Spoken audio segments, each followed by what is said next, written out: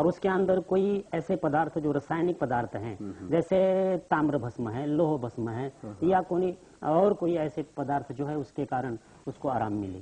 जी हाँ डॉक्टर साहब, आपको कैंसर रोग के बारे में संशोधन की प्रेरणा कैसे मिली? तो मुझे प्रेरणा मिलने का कारण यह है कि 1986 में मेरे खुद के चाची को गर्भाशय का कैंसर हुआ था और वह उसमें ही उसकी मृत्यु हो गई। और फिर मुझे लगा कि मैं घर में डॉक्टर होते हुए भी इसके ऊपर कुछ उपाय नहीं कर सकता हूँ। तो मेरे मन के ऊपर बहुत बड़ा प्रचंड आघात हुआ।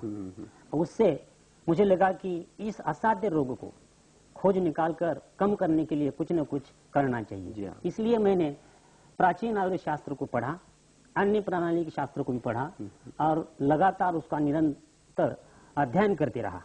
और फिर इस अध्ययन के अनुसार मैंने निश्चित किया और उनसे मुझे यह प्रेरणा मिली। क्या है कि कैंसर एक ऐसी गंभीर व्याधि होने से घर में का माहौल बदल जाता है, सभी लोग अपने काम भूल जाते हैं। और आप तो कैंसर के संशोधन इतने सालों से कर रहे हैं क्योंकि आपके घर से ही आपको प्रेरणा मिली हुई है, क्योंकि आपकी चाची बीमार हो गई, आपके ऊपर टेंशन आया होगा, तो आपने ये शुरू से ही पढ़ाई कर या कहीं के जो रेफरेंसेस वो निकाल कर कहीं दूसरी जगह जाकर ये सब मन में रखकर आपने ये संशोधन का काम हाथ में लिया है।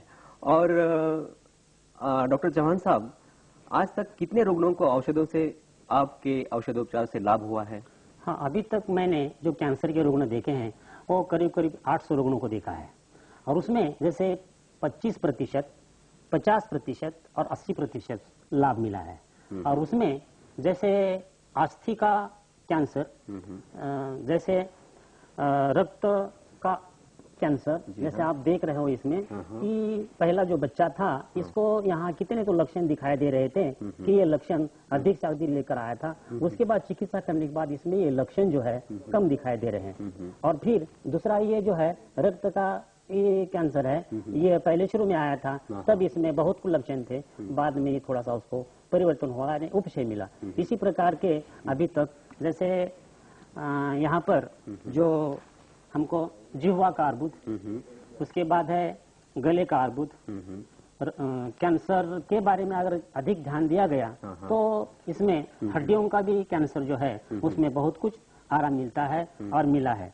और इस प्रकार से इन व्याधियों को जैसे स्तनार्बुद भी है, तो ऐसे बहुत पैमाने में यहाँ पर 50 प्रकार के रुग्ण जब आए तब हम इसको अच्छी तरह से उसको आराम देकर ठीक किए हैं। और वो रुग्ण अपनी पहली अवस्था से जब आए थे तब आप उसको आराम देकर अपना जीवन अच्छा बिता सकते हैं। अच्छा, आपके पोदार अस्पताल में कई रुग्ण आके वहाँ आपकी ट्रीटमेंट ले रहे हैं, तो ये जो रुग्ण है डायरेक्ट आपके तरफ प्रथम अवस्था में आते हैं या कहीं तरफ से चिकित्सा लेकर आपके पास आते हैं?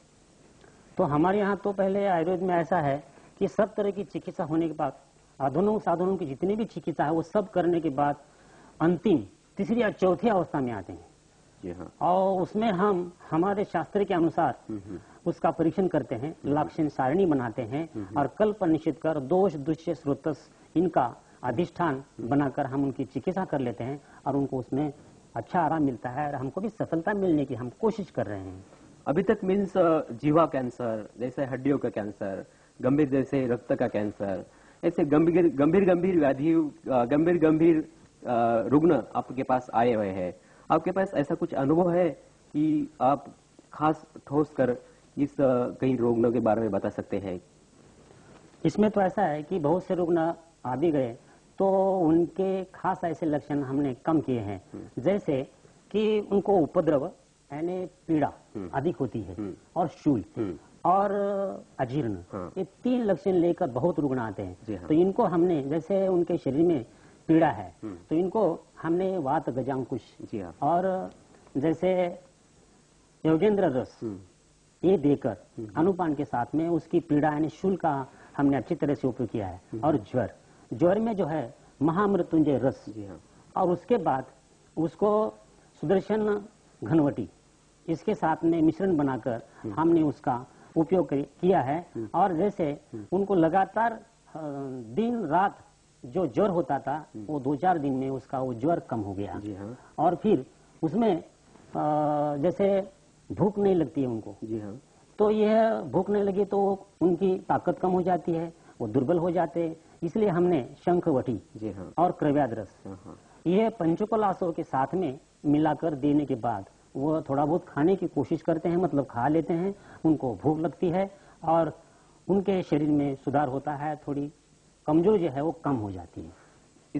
इसका मतलब ये हुआ कि कैंसर होने के बाद अलग अलग उस पे साइड छोटे छोटे लक्षण निर्माण होते हैं, जैसे कि बुखार आना, जैसे भूख कम लगना, जैसे कि मलबद्धता, किसी का ऐसे जो लक्षण है, ये लक्षण आपने जो कल्प बताया गया है वो कल्पों से आप ये लक्षणों के सुधार ला पाए हैं। डॉक्टर साहब, आपकी बातों से तो ये पता चलता है कि आपने कैंसर के बारे में काफी संशोधन किया है और आयुर्वेदिक पद्धति से इस रोग को रोकने में सफलता पाई है। क्या आप ये बताएंगे कि अब तक किए गए संशोधन की फलश्रुति क्या है? तो इसमें फलश्रुति ये है कि इस रुग्ण में कि आयुर्वेद शास्त्र और अन्य प्रणाली इसका अध्ययन करना। जी हाँ। और उसके बाद जो है इन संबंधित व्याधियों की दोषों का अलग से अध्ययन करके निर्णय लेना। और तीसरा ये है कि हमने जो अभी तक जो कल्प निर्माण किए गए हैं, दिए गए हैं, उनका निर्वाचन और निश्चितीकरण करके उनका अध्ययन करना, जिसके कारण ये कैंसर के जो लक्षण हमने कम किए हैं, इसके अध्ययन करने से ये पता चलता है और वो करना चाहिए। आपने ये जो फलश्रुति में जो बताया है कि अध्ययन और कहीं ये कैंसर के बारे में कई लोगों को, विद्यार्थियों को या सब समाज को ये बहुत ही जानकारी हो गया है और कई दूर दूर से आपके वहाँ कैंसर की ट्रीटमेंट लेने के लिए लोग आते हैं। और इसलिए मैं ये लास्ट का क्वेश्चन आप दोनों को ही पूछता हूँ कि डॉक्टर गीता जी, क्या ये कैंसर विषय जागरूकता होने के लिए कौन कौन से प्रयत्न किए जाने चाहिए? मुझे लगता है पहले से एक महत्वपूर्ण बात ऐसी है कि कैंसर के बारे में लोगों के मन में बहुत भय रहता है, उसके कारण फिर उनके शरीर पर असर होता है और शरीर पर असर होने से दोनों प्रकार की, यानी कि मानसिक व्याधि पहले से ही रहती ही है और शारीरिक व्याधियां भी बढ़ जाती है, जैसे कि अम्ल पित्त होना या खट्टा डकार आना और श्वास लगना या ज्वर आना इत्यादि। तो पहले से ही मन में ये भय निकाल देना चाहिए और इस व्याधि का डट के हिम्मत से मुकाबला करना चाहिए।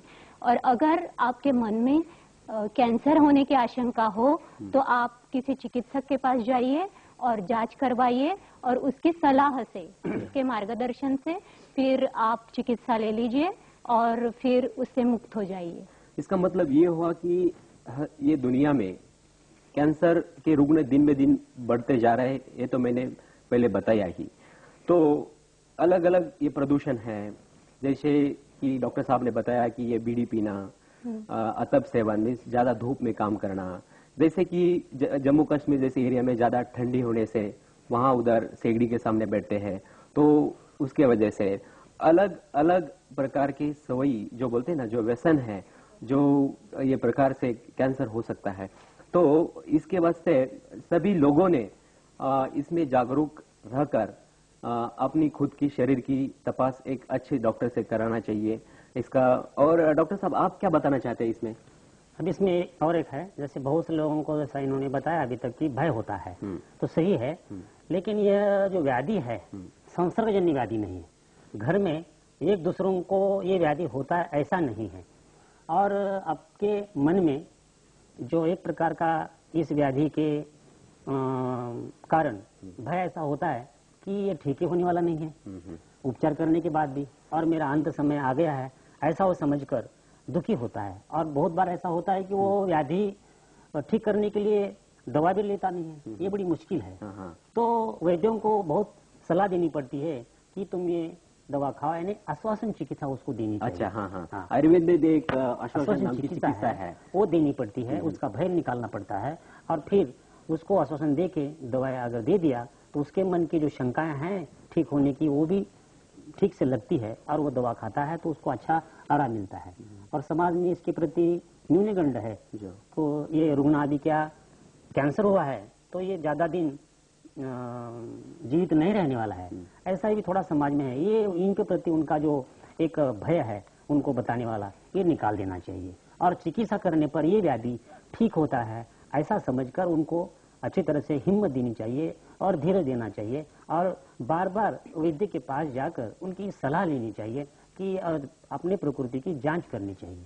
जी हाँ डॉक्टर साहब, आप दोनों लोग यहाँ आए, कैंसर जैसे भयानक रोग के बारे में जानकारी दी। मैं आशा करता हूँ कि हमारे दर्शकों को इस रोग के समझने में और उससे छुटकारा पाने में काफी मदद मिलेगी। इन्हीं शब्दों के साथ आप महानुभावों का दूरदर्शन की ओर से आभार मानता हूँ। धन्यवाद।